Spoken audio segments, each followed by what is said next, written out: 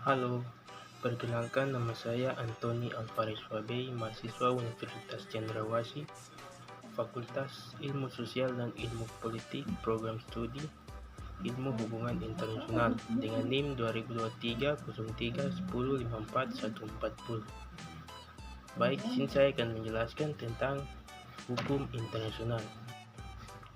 Pengertian hukum internasional.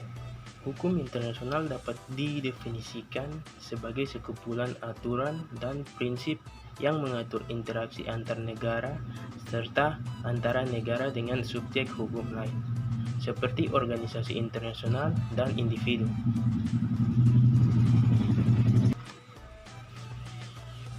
Istilah ini pertama kali diperkenalkan oleh Jeremy Bentham. Menurut Mochar Kusumatmaja, hukum internasional mencakup keseluruhan kaidah yang mengatur hubungan yang melintasi batas negara, baik itu antar negara maupun antar negara dengan subjek hukum non-negara. Sumber hukum internasional. Sumber hukum internasional terbagi menjadi dua kategori utama. Yang pertama sumber formal, yang kedua sumber material. Sumber formal termasuk perjanjian internasional, treaties, kebiasaan internasional, customary international law, prinsip-prinsip hukum umum, keputusan pengadilan, dan pendapat para ahli hukum. Sedangkan sumber material merujuk pada dokumen dan instrumen yang mendasari pembentukan hukum internasional seperti konvensi dan deklarasi yang dihasilkan dalam forum internasional. Bentuk hukum internasional. Hukum internasional memiliki beberapa bentuk antara lain hukum internasional umum, hukum internasional khusus, dan hukum internasional regional.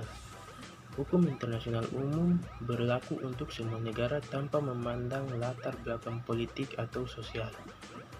Hukum internasional khusus berlaku bagi negara-negara tertentu atau dalam konteks spesifik, seperti Konvensi Hak Asasi Manusia di Eropa. Dan yang terakhir, hukum internasional regional berlaku dalam konteks geografi tertentu, seperti hukum yang berlaku di Amerika Latin atau Uni Eropa. Subjek hukum internasional. Subjek hukum internasional terdiri dari negara, organisasi internasional, individu, entitas non-negara lain. Yang pertama, negara. Subjek utama yang terikat oleh hukum internasional. Yang kedua, organisasi internasional seperti PBB dan ASEAN. Ketiga, individu dalam konteks hak asasi manusia dan kejahatan internasional. Yang keempat, entitas non-negara lain seperti Palang Merah Internasional dan Tahta Suci Vatikan. Berikut adalah studi kasus dalam konteks hukum internasional. Contoh studi kasus pelanggaran hukum internasional. Yang pertama, kasus pertambangan Freeport tahun 2006. PT Freeport Indonesia, anak perusahaan Freeport MC Moran, terlibat sengketa dengan pemerintah Indonesia terkait perjanjian kontrak tambang di Papua. Masalah yang muncul meliputi pembagian keuntungan dan kewajiban lingkungan, mencerminkan kompleksitas hukum perdata internasional dalam hubungan antara perusahaan asing dan negara.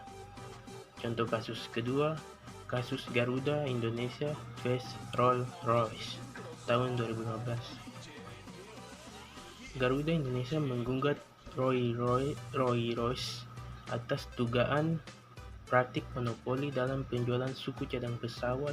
Kasus ini menyoroti isu hukum persaingan internasional dan hak konsumen. Yang ketiga, contoh kasus Samsung versus Apple tahun 2012. Kedua perusahaan terlibat dalam serangkaian gugatan paten di berbagai negara, menunjukkan aspek pelanggaran hak kekayaan intelektual dalam konteks internasional. Kesimpulan, hukum internasional berfungsi sebagai kerangka hukum yang mengatur interaksi antar negara dan entitas lainnya dalam masyarakat internasional. Dengan adanya hukum ini diharapkan tercipta ketertiban dan perdamaian global melalui pengaturan perilaku negara-negara, serta penyelesaian sengketa secara damai. Pelanggaran terhadap hukum internasional dapat mengakibatkan sanksi atau tindakan hukum komunitas internasional. Sekian penjelasan saya mengenai hukum internasional. Terima kasih.